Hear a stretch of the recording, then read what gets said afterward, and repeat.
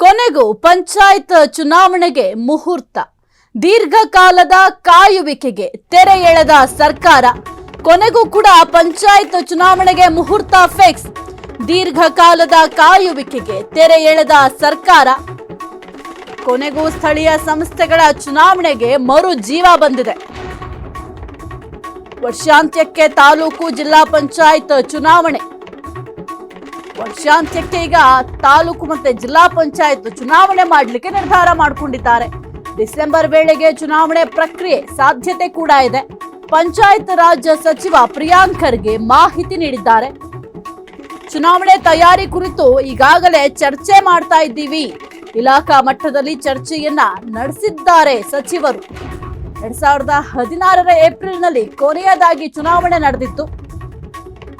2021 April 27ರಂದು ಸದಸ್ಯರ ಅವಧಿ ಕೂಡ ಮುಕ್ತಾಯ ಆಗಿತ್ತು.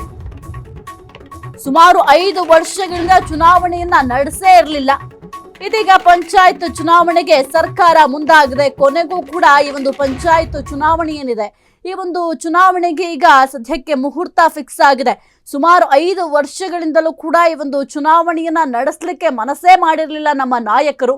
ಸದ್ಯಕ್ಕಂತೂ ಇಂತೂ ಚುನಾವಣೆಯನ್ನ ಮಾಡಲಿಕ್ಕೆ ನಿರ್ಧಾರ ಮಾಡಿಕೊಂಡಿದ್ದಾರೆ. ಯಾಕೆ ಪಂಚಾಯತ್ ಚುನಾವಣೆಗಳು ನಡಿಬೇಕು ಅಂತಂದ್ರೆ, ನಮ್ಮ ಗ್ರಾಮೀಣ ಮಟ್ಟದಲ್ಲಿ ಸ್ವಲ್ಪ ಅಭಿವೃದ್ಧಿಗಳನ್ನ ಕಾಣಬೇಕು ಅಂತಂದ್ರೆ, ತಾಲೂಕು ಆಗಿರಬಹುದು ಅಥವಾ ಪಂಚಾಯತ್ ಆಗಿರಬಹುದು, ಎಲ್ಲ ಕಡೆಯೂ ಕೂಡ ಚುನಾವಣೆ ನಡೆದಂತಹ ಸಂದರ್ಭದಲ್ಲಿ ಉತ್ತಮವಾದಂತಹ ಅಭ್ಯರ್ಥಿಗಳನ್ನ ಆಯ್ಕೆ ಮಾಡ್ತಾರೆ. ಆಯ್ಕೆ ಮಾಡಿದಂತಹ ಸಂದರ್ಭದಲ್ಲಿ ಗ್ರಾಮಗಳು ಅಭಿವೃದ್ಧಿ ಆಗುತ್ತೆ. ಗ್ರಾಮಗಳು ಕೂಡಿದ್ರೇನೆ ರಾಜ್ಯ ಆಗ್ಲಿಕ್ಕೆ ಸಾಧ್ಯ ಆಗೋದು. ಮೊದಲು ಗ್ರಾಮಗಳನ್ನ ಅಭಿವೃದ್ಧಿ ಪಡಿಸಬೇಕು ಅಂತಂದ್ರೆ ಎಲೆಕ್ಷನ್ ಮಾಡಬೇಕಾಗತ್ತೆ. ಸುಮಾರು 5 ವರ್ಷಗಳಿಂದ ಚುನಾವಣೆ ನಡೆದಿರಲಿಲ್ಲ. ಈಗ ಸದ್ಯಕ್ಕೆ ಮನಸ್ಸು ಮಾಡಿದ್ದಾರೆ ನಮ್ಮ ನಾಯಕರು.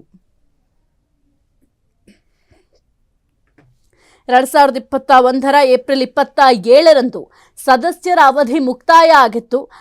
ಇನ್ನು ಎಲೆಕ್ಷನ್ ನಡೆದಿದ್ದು 2016 ಏಪ್ರಿಲ್ನಲ್ಲಿ ಕೊನೆಯದಾಗಿ ಎಲೆಕ್ಷನ್ ನಡೆದಿದ್ದು. 2021ಕ್ಕೆ ಅಂದ್ರೆ ಏನೀಗ ಅವಧಿ ಮುಗಿಯುತ್ತೆ ಸದಸ್ಯರ ಅವಧಿ, ಆ ಒಂದು ಸಂದರ್ಭದಲ್ಲಿ ಎಲೆಕ್ಷನ್ ಮಾಡಬೇಕಾಗಿತ್ತು.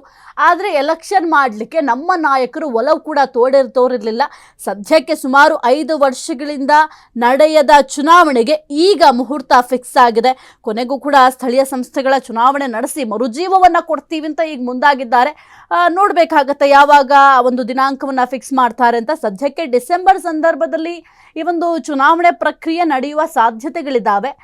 ಆದರೆ ಯಾವ ಡೇಟ್ನಲ್ಲಿ ಅನೌನ್ಸ್ ಮಾಡ್ತಾರೆ ಅಥವಾ ಯಾವಾಗ ಈ ಒಂದು ಚುನಾವಣೆಯನ್ನು ನಡೆಸ್ತಾರೆ ಅನ್ನೋದು ಬಹಳ ಕುತೂಹಲಕ್ಕೆ ಕಾರಣ ಆಗಿದೆ. ಇಲಾಖಾ ಮಟ್ಟದಲ್ಲಿ ಚರ್ಚೆಯನ್ನು ಆಲ್ರೆಡಿ ಸಚಿವರು ಮಾಡ್ತಾ ಇದ್ದಾರೆ.